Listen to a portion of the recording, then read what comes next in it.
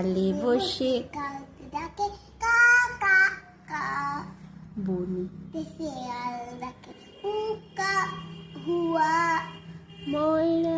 ময়রার দোকানে অনেক মিঠাই, রসগোল্লা ভরা ছিল কড়া, এই কাক এসে টুক করে মুখে পুরে নেয়, রসগোল্লা নিয়ে গাছে উঠে যায়।